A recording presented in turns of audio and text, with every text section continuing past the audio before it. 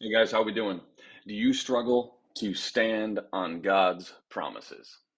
And what does it mean to you to stand on God's promises? What are some of God's promises?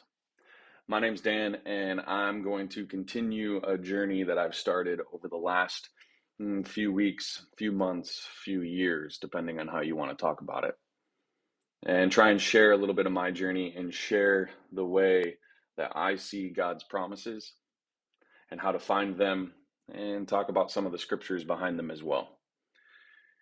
This whole series is being posted on YouTube and TikTok, and I'm sharing it on my personal Facebook. You can find all the links below.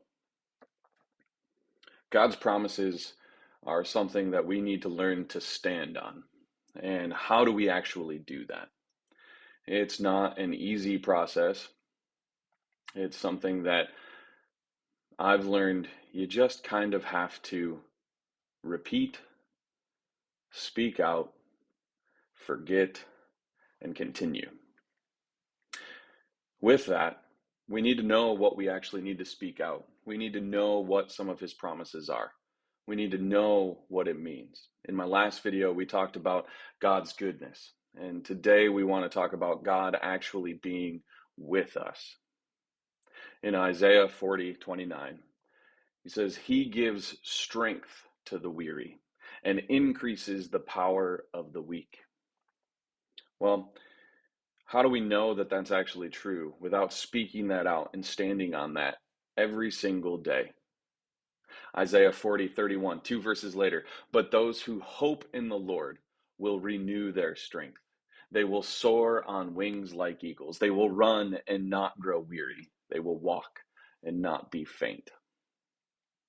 I'll be honest with you. I have felt extremely weak. I have been faint. I have definitely grown weary.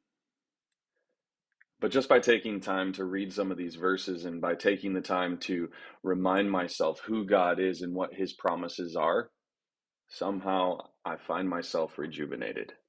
Sitting in prayer, sitting in meditation on these Bible verses, it builds you back up. He gives you the strength. He gives you the ability to do those things.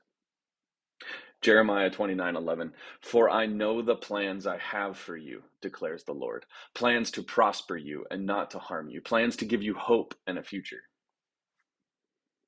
Whenever we are feeling discouraged and behind the eight ball, we can recognize that God actually does have plans for your life. Sometimes it requires a complete restructure of your life, but He is right there with you, guiding you, giving you your next steps.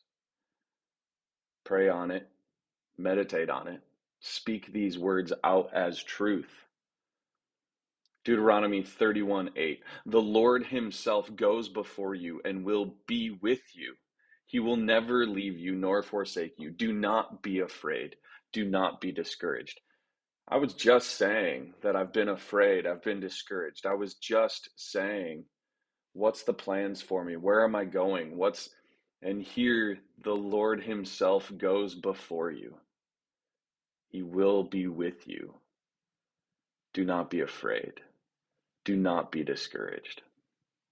It is amazing to me how many times in the Bible we are encouraged, we are lifted up, we are given hope, we are given strength just by looking at the Bible verses, just by reading in His Word, just by reading it out loud, proclaiming it over our own lives.